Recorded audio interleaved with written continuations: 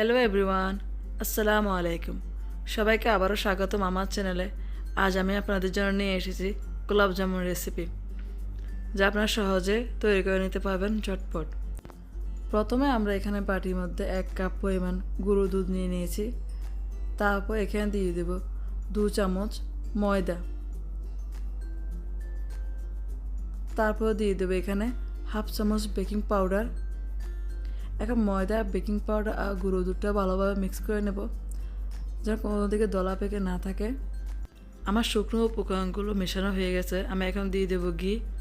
আমি এখানে 2বারে 1/2 চামচ করে 1 চামচ ঘি দিয়ে দিয়েছি। ঘিটা দেওয়ার পর আমি এখন ভালোভাবে ঘিটা মিশিয়ে নেব।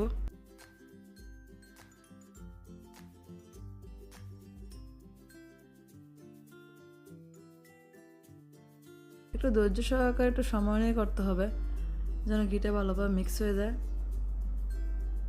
এখন আমি এখানে দিয়ে দেব দুধ খামিরটা বানাবার জন্য। আপনারা চাইলে এখানে ডিম বা পানি দিয়ে করতে পারবেন, কোনো সমস্যা হবে না। প্রথমে অল্প একটু দিয়ে মিশ্রণটা মেখে নিতে হবে, তারপর আবার একটু দেবেন। এভাবে করে অল্প অল্প দুধ দিয়ে মিশ্রণটা মেখে নেবেন।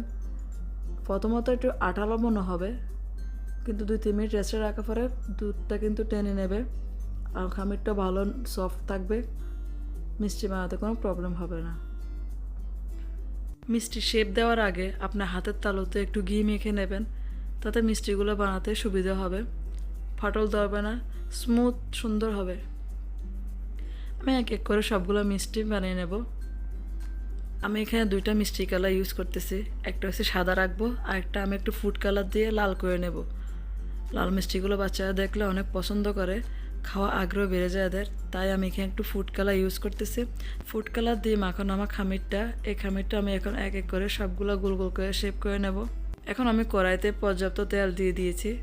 এখন আমি এক এক করে সবগুলো মিষ্টি ঢেলে দেবো এখানে, দিয়ে আমি এখানে মিষ্টিগুলোকে ফ্রাই করে নেব। কিন্তু জালটা কিন্তু হাই থাকবে না, মিডিয়ামে থাকবে না, একেবারে অনেক কম ফ্লেমে প্রথমে মিষ্টিটাকে কুক করতে হবে। যতক্ষণ পর্যন্ত মিষ্টিটা উপরে বেশি না আসবে, ততক্ষণ পর্যন্ত কোনো চামচ বা কাঠি ব্যবহার না করাটাই ভালো। আপনারা দেখতে পাচ্ছেন মিষ্টিগুলো কিন্তু ফুলে উপরে চলে আসছে।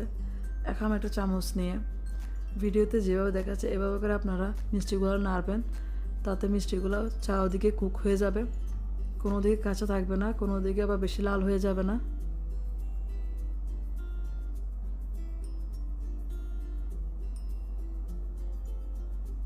এভাবে করে আপনারা যদি মিষ্টিটাকে নাড়েন, তাহলে চারদিকে কুক হয়ে যাবে। আপনারা এভাবে চামচ দিয়ে মিষ্টিটাকে নাড়বেন, যেন ভালোভাবে কুক হয়ে যায় চারপাশ। এই মুহূর্তে চুলা জালটা কিন্তু বেশি রাখবেন না, মিডিয়ামের মধ্যে রেখে আপনারা মিষ্টিটাকে ভালোভাবে ভেজে নেবেন। আপনারা ততক্ষণ পর্যন্ত মিষ্টিটাকে ভাজতে পারবেন যতক্ষণ পর্যন্ত আপনাদের পছন্দের কালারটা না আসবে। আমি এখানে 2 রকমের মিষ্টিটা কালার রাখবো, একটা রাখবো হালকা ব্রাউন আর একটা রাখবো ডার্ক ব্রাউন। তাই আমি একটু কয়েকটা মিষ্টি আমি এখানে উঠিয়ে রেখেছি। এখন বাকিগুলোকে আমি আবার ফ্রাই করব। আমার কিন্তু মিষ্টিগুলো ভাজা হয়ে গেছে, আমি যেরকম পছন্দ করি কালারটা এটা চলে এসেছে। তাই এখন আমি সবগুলো মিষ্টি এক এক করে উঠিয়ে নেব, উঠে এক পাশে রেখে দেব মিষ্টিও ঠান্ডা হওয়ার জন্য। এখন আমি শিরাটা তৈরি করে নেব। শিরাটা তৈরি করার জন্য আমি এখানে 2 কাপ পরিমাণ চিনি নিয়েছি, আর নিয়ে নিয়েছি 4 কাপ পরিমাণ আমি পানি। পানিটা দেওয়ার পর আমি এখানে দিয়ে দেব 5 থেকে 6টা এলাচ, দিয়ে চিনিটাকে আমি বলক উঠিয়ে নেব। আমি এখানে কয়েকটা এলাচ ব্যবহার করেছি সুঘ্রাণের জন্য, আপনারা চাইলে করতে পারেন, না করলে কোনো সমস্যা নাই। তারপর আমি এখানে মিষ্টি গোলাগুলো ঢেলে দিয়েছি।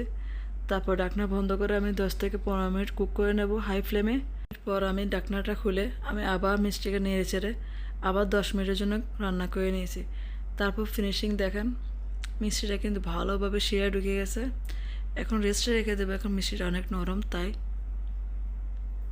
মিষ্টিটা ঠান্ডা হওয়ার পর আপনারা ফ্রিজে 2 থেকে 3 ঘন্টা রেখে দিলে হবে।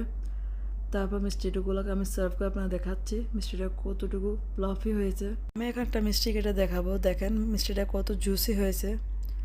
আর আপনারা যেখান থেকে আমার চ্যানেলটা দেখতেছেন, আপনাদের সবাইকে অনেক অনেক ধন্যবাদ।